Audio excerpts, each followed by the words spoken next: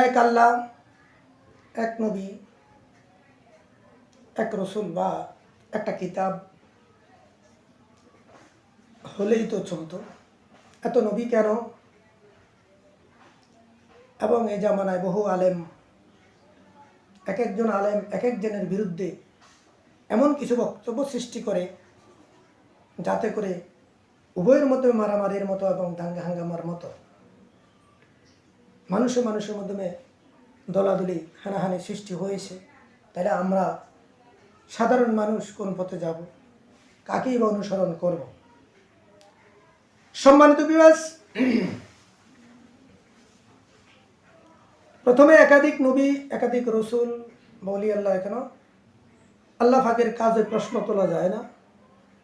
তিনি তার প্রেমের লীলা, প্রেমের কার্যবিধি পরিচালনা করার জন্য তিনি তিনার ইচ্ছা মতো নবী এবং রসুল সৃষ্টি করেছেন, কিন্তু মূল লক্ষ্য, উদ্দেশ্য, বিধান ছিল কিন্তু একই। আমি বারবার বলে যাচ্ছি, সকলের উদ্দেশ্য হলো মুক্তির পথ বা প্রভুর সাথে পরিচয় করানো। তো সম্মানিত ভিউয়ার্স, এত আলেম, এত মতবাদ কেন হলো? একটা সহজ কথা যদি মনে করো, তুমি দেখতে পাবে ধর্মের বাজারে যেদিন ধান্দা প্রবেশ করেছে, অর্থ সম্পদের লেনদেনের ফায়দা হয়েছে, তখনই ধর্মজগতে ধর্মীয় বাণীগুলি নিয়ে বিভিন্ন আলেম বা গোত্র, বিভিন্ন দল মতের সৃষ্টি করেছে। ধর্মের বাজারে যখন অর্থের লেনাদেনা, সম্পদের লেনাদেনা, ব্যবসায়িক মনা রীতিনীতি যখন প্রচলন হয়েছে, মানুষে যখন অর্থ দিয়ে ধর্মের বাণী শুনতে কিনতে শিখেছে কিন্তু মানতে জানেনি, তখনই ধর্মের বাজারে এত রকমের আলেমের ফায়দা, এত রকমের কিতাবের ফায়দা হয়েছে। যদি ধর্মের বাজারে ধান্দার ফায়দা, অর্থের লেনদেন না থাকতো, তাহলে এত দল, এত মত, এত ধাঙ্গার সৃষ্টি হতো না, এত কিতাবেরও সৃষ্টি হতো না। একজন মানুষকে সত্য পথে পৌঁছতে 5টি মৌলিক বিধান মেনে চললেই, যে 5টি মৌলিক বিধান সকল নবীদের মাঝে ছিল, অলিদের মাঝে আছে, তোমার মাঝে তুমি এই 5টা জিনিস যদি প্রতিস্থাপন করতে পারো, তুমি মুক্তি পাবে।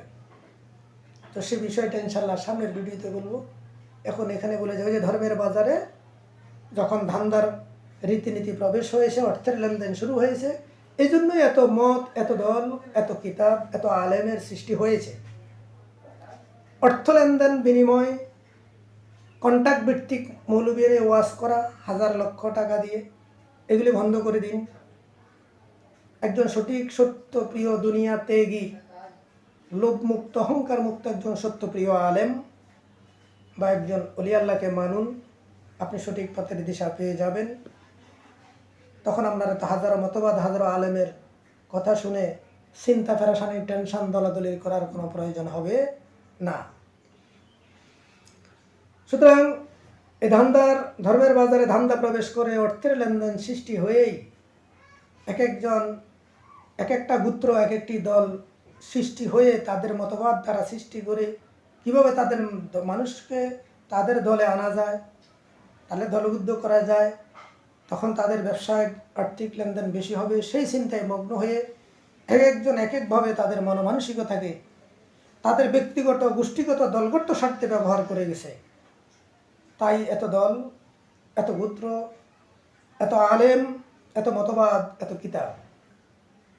যদি সকলের লক্ষ্য উদ্দেশ্য একটাই, মুক্তির পথ, তাহলে এত দল, এত মত, এত দাঙ্গা হাঙ্গামার সৃষ্টি হতো না। তাই পরিশেষে এই ভিডিওতে আবারও বলছি,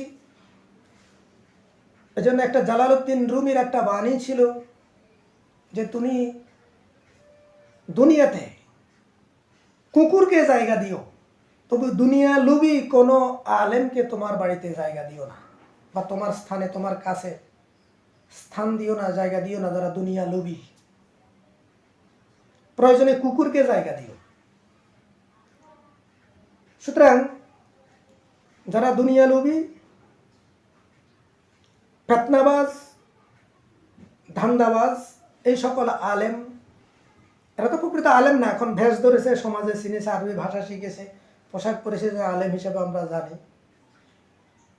দুনিয়া লুবি কখনো আলেম হতে পারে না, দুনিয়া লুবি তো প্রকৃতি ইমানদার হতে পারে না, কাকে তুমি মানবে?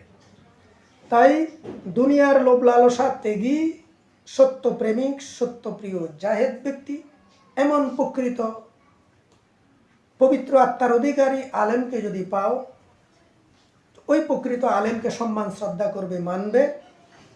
এবং দুনিয়া ত্যাগী সত্যপ্রিয় মানবতাবাদী আল্লাহর অলিকে যদি পাও, সেই অলিকে অনুসরণ করো, মানো।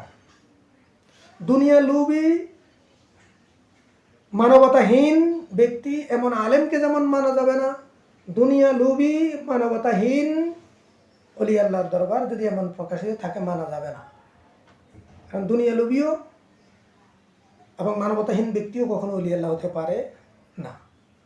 এখন আমরা চিনি সাজছে বা সাজাইছে, সেই জন্য বলছি দুনিয়া লুবি আলেম ওলামা যারা সাজছে, দুনিয়া লুবি অলি আল্লাহ যারা সাজছে, এইরকম লুবি কোনো ব্যক্তি সেই প্রকৃতি ইমানদারও হতে পারে না, আলেম হওয়া দূরের কথা বা অলি আল্লাহ হওয়া দূরের কথা।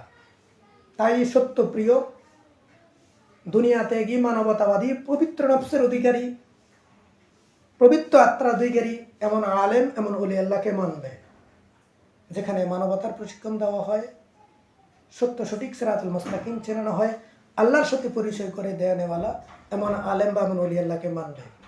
আজকের জন্য এখানে শেষ করলাম। পৃথিবীর সকল প্রাণী সুখী হোক এই কামনায় সৃষ্টিপ্রেমিক।